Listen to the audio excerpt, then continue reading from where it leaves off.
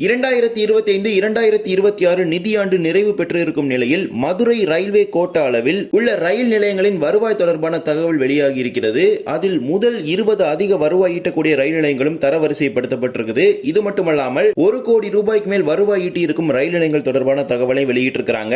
RTI தகவல் அறியும் உரிமை சட்டத்தின் மூலமாக இந்த தகவல் கிடைக்கப்பட்டிருக்குது. இன்றைய தினம் இதை பற்றி அந்த ஒரு வீடியோ டீடைலா பார்க்க போறோம். சேனலுக்கு யாராவது புதுசா வந்தீங்கன்னா மறக்காம சப்ஸ்கிரைப் பக்கத்துல இருக்க பெல் ஐகான்ல போட்டுருங்க. அப்பதான் நம்ம போற ஒவ்வொரு வீடியோட நோட்டிபிகேஷன் உடனுக்குடன் வரும். வாங்க வீடியோக்குள்ள போகலாம். மதுரை கோட்ட அளவில் ஹால்ட் ரயில் நிலையங்கள் தொடங்கி மிகப்பெரிய சந்திப்பு ரயில் நிலையங்கள் வரை மொத்தமாக 134 ரயில் நிலையங்கள் செயல்பாட்டில் இருக்கிறது. இதில் 45 ரயில் நிலையங்கள் 1 கோடி ரூபாய்க்கு மேல் வருவாய் ஈட்டி சாதனை படைத்திருக்கிறது. குறிப்பாக சிறிய சிறிய நிலையங்களும் அதிக அளவிலான பயணிகளை கையாண்டு அந்த ரயில் நிலையங்களும் அதிக வருவாய் ஈட்டி இருக்கிறது. இந்த நிதியாண்டுல முதல் 3 இடங்களை பிடித்திருப்பது அதே ரயில் நிலையங்கள் தான். அதாவது கடந்த நிதியாண்டில் இடம்பெற்ற அதே 3 ரயில் நிலையங்கள் தான் இந்த ஆண்டும் தரவரிசைப்படுத்தப்பட்டிருக்குது. மதுரை சந்திப்பு ரயில் நிலையம் 259 கோடி ரூபாய்க்கு மேல் வருவாய் ஈட்டி முதல் இடத்தில் இருக்கிறது. இரண்டாவது இடத்தில் திருநெல்வேலி சந்திப்பு ரயில் நிலையம் 168 கோடி ரூபாய்க்கு மேல் வருவாய் ஈட்டி இருக்கிறது. மூன்றாவது இடத்தில் திண்டுக்கல் சந்திப்பு ரயில் நிலையம் 65 கோடி ரூபாய்க்கு மேல் வருவாய் ஈட்டி மூன்றாவது இடத்தில் தொடருது. இது மூணுமே டாப் 3 ரயில்வே ஜங்ஷன் பாயிண்ட்ஸா மதுரை டிவிஷன்ல இருக்குது. ஹையஸ்ட் ஏர்னிங், அதாவது அதிக வருவாய் ஈட்டக்கூடிய நிலையங்களா இருக்குது. அடுத்தடுத்த இடங்கள் இருக்கக்கூடிய ரயில் நிலையங்கள் பற்றி பார்க்கலாம். 4வது இடத்துல ராமேஸ்வரம் ரயில் நிலையம் 56 கோடி ரூபாய்க்கு மேல் வருவாய் ஈட்டி இருக்கிறது.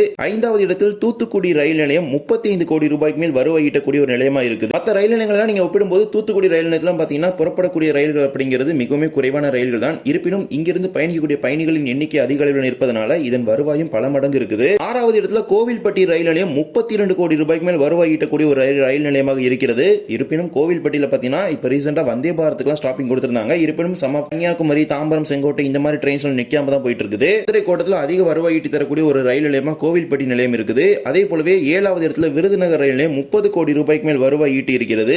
8வது இடத்தில் தென்காசி ரயில் நிலையம் 25 கோடி ரூபாய்க்கு மேல் வருவாய் ஈட்டக்கூடிய நிலையமாக இருக்குது. 9வது இடத்துல திருச்செந்தூர் ரயில் நிலையம் 21 கோடி ரூபாய்க்கு மேல் வருவாய் ஈட்டக்கூடிய ரயில் நிலையமாக இருந்து வருகிறது. 10வது இடத்துல ராமநாதபுரம் ரயில் நிலையம், இதுவும் 21 கோடி ரூபாய்க்கு மேல் வருவாய் ஈட்டி தரக்கூடிய ஒரு ரயில் நிலையமாக 10வது இடத்துல தரவரிசைப்படுத்தப்பட்டிருக்குது. 11வது இடத்துல காரைக்குடி சந்திப்பு ரயில் நிலையம் 14 கோடி ரூபாய்க்கு மேல் வருவாய் ஈட்டக்கூடிய ஒரு ரயில் நிலையமாக இருக்குது. கடந்த ஆண்டு பாத்தீங்கன்னா 12 கோடி ரூபாய்க்கு மேல் வருவாய் ஈட்டி இருந்தது. இந்த ஆண்டு மேலும் 2 கோடி ரூபாய் அதிகரித்து 14 கோடி ரூபாய்க்கு மேல் வருவாய் ஈட்டக்கூடிய ஒரு ரயில் நிலையமாக மாறி இருக்குது. போட்மேல் எக்ஸ்பிரஸ் ரயிலுக்கு ஜெனரல் கோட்டா வழங்கியது. அதே போலவே தாம்பரம், ராமேஸ்வரம் புதிய ரயில் இயக்கம், இது போன்ற பல்வேறு விதமான விஷயங்கள் இந்த வருவாயில் கணக்கிடப்படும். ஏனென்றால் இதெல்லாமே இந்த ரயில் நிலையத்தில் இருந்து அதிக அளவில் மக்கள் பயன்படுத்தக்கூடிய ஒரு ரயிலாக இருந்து வருது. 12வது இடத்தில் பழனி ரயில் நிலையம் 13 கோடி ரூபாய்க்கு மேல் வருவாய் ஈட்டி தரக்கூடிய ஒரு ரயில் நிலையமாக இருக்குது. 14வது இடத்தில் சாத்தூர், 13வது இடத்தில் ராஜபாளையம் ரயில் நிலையம் 12 கோடி ரூபாய்க்கு மேலும், 14வது இடத்தில் சாத்தூர் ரயில் நிலையம் 11 கோடி ரூபாய்க்கு மேலும், 15வது இடத்தில் பரமக்குடி ரயில் நிலையம் 11 கோடி ரூபாய்க்கு மேலும் வருவாய் ஈட்டக்கூடிய நிலையங்களாக இருக்குது. இதெல்லாமே முதல் 15 ரயில் நிலையங்களாக அதிக வருவாய் ஈட்டி தரக்கூடிய நிலையங்களாக இருக்குது. அடுத்த 5 இடங்கள் எடுத்துக்கிட்டீங்கன்னா 16வது இடத்தில் செங்கோட்டை ரயில் நிலையம் 10 கோடி ரூபாய்க்கு மேல் வருவாய் ஈட்டிய ஒரு நிலையமாக இருக்குது. 17வது இடத்தில் சங்கரன் கோவில் நிலையம் 8 கோடி ரூபாய்க்கு மேல் வருவாய் ஈட்டுது. 18வது இடத்தில் சிவகாசி ரயில் நிலையம் 7 கோடி ரூபாய்க்கு மேல் வருவாய் ஈட்டி தருகிறது. 19வது இடத்தில் மானாமதுரை சந்திப்பு ரயில் நிலையம் 6 கோடி ரூபாய்க்கு மேல் வருவாய் ஈட்டி தருகிறது. அதே போலவே 20வது இடத்தில் உடுமலைப்பேட்டை ரயில் நிலையம் 5 கோடி ரூபாய்க்கு மேல் வருவாய் ஈட்டக்கூடிய ஒரு ரயில் நிலையங்களாக இருக்கிறது. இதெல்லாமே முதல் 20 அதிக வருவாய் ஈட்டக்கூடிய ஒரு ரயில் நிலையங்களாக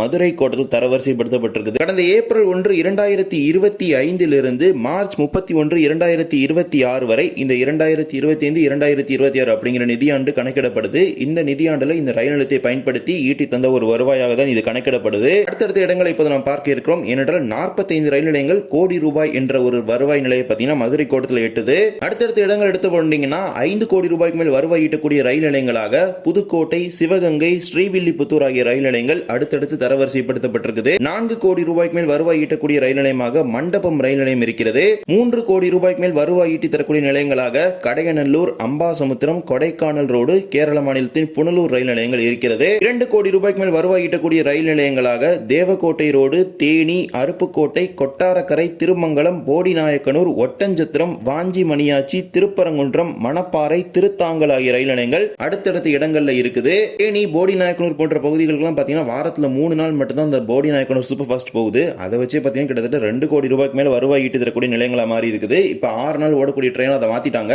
அடுத்த இயர்ல பாத்தீங்கன்னா, அதாவது அடுத்த ஃபைனான்சியல் இயர்ல பாத்தீங்கன்னா இன்னும் ரெவன்யூ பயங்கரமா இன்க்ரீஸ் ஆக போகுது. 1 கோடி ரூபாய்க்கு மேல் வருவாய் ஈட்டி தரக்கூடிய நிலையங்கள் எடுத்துக்கிட்டீங்கன்னா பாம்பு கோவில் சந்தை, கல்லிடைக்குறிச்சி, சோழவந்தான், பாவூர் சத்திரம், குந்தாரா, நாசரேத் ஆகிய ரயில் நிலையங்கள் அடுத்தடுத்த இடங்கள்ல இருக்கு. இருக்குது. இதெல்லாமே முதல் 45 கோடி ரூபாய் என்ற நிலையை எட்டக்கூடிய ஒரு ரயில் நிலையங்களாக மதுரை கோட்டத்தில் தரவரிசைப்படுத்தப்பட்டிருக்குது. இதுக்கு பிறகு லட்சங்கள்ல பல்வேறு விதமான ரயில் நிலையங்கள் அதிக வருவாய் ஈட்டிக் கொண்டிருக்கிறது. குறிப்பாக இந்த தரவரிசைப்படுத்தப்பட்டிருக்கிற ரயில் நிலையங்களை பொறுத்த வரைக்கும் இதுல ஒரு சில வழித்தடங்கள்லாம் பாத்தீங்கன்னா மிகவும் சொற்ப அளவிலான ரயில்கள் தான் சென்று வருகிறது. இருப்பினும் அந்த ரயில் நிலையங்களும் அதிக அளவிலான வருவாய் ஈட்டி தரக்கூடிய நிலையங்களாக மாறி இருக்கிறது. தொடர்ந்து மதுரை கோட்ட அளவில் பல்வேறு ரயில் நிலையங்களிலிருந்து கூடுதல் ரயில்களை அறிமுகப்படுத்த வேண்டும் என்ற கோரிக்கை இருந்து வருகிறது. எடுத்துக்காட்டாக எடுத்துக்கிட்டீங்கன்னா திருச்செந்தூர்ல இருந்து சென்னைக்கு பாத்தீங்கன்னா அடிஷனலா ஒரு ட்ரெயின் கேட்டுட்டு இருக்காங்க. திருச்செந்தூர் பாத்தீங்கன்னா ஒரு ஹையஸ்ட் ஏர்னிங் ஸ்டேஷனா இருக்குது மதுரை டிவிஷன்ல. ஒரு ட்ரெயின் மட்டுமே ஹையஸ்ட் ஒரு டிமாண்ட்ல போயிட்டு இருக்குது. இன்னொரு ட்ரெயின் ஆபரேட் பண்ணணுங்கிறது ஒரு லாங் டர்ம் டிமாண்ட் இருக்குது. அதே மாதிரி பழனி வழியா பாத்தீங்கன்னா சென்னைக்கு இன்னொரு ட்ரெயின் ஆபரேட் பண்ணணுங்கிற ஒரு டிமாண்ட் இருக்குது. இந்த மாதிரி எக்கச்சக்கமான டிமாண்ட் பாத்தீங்கன்னா மதுரை டிவிஷன்ல தொடர்ந்து வைக்கப்பட்டு தான் வருது மதுரை கோட்டத்திற்கு. கடந்த நிதியாண்டுல மதுரை கோட்ட அளவுல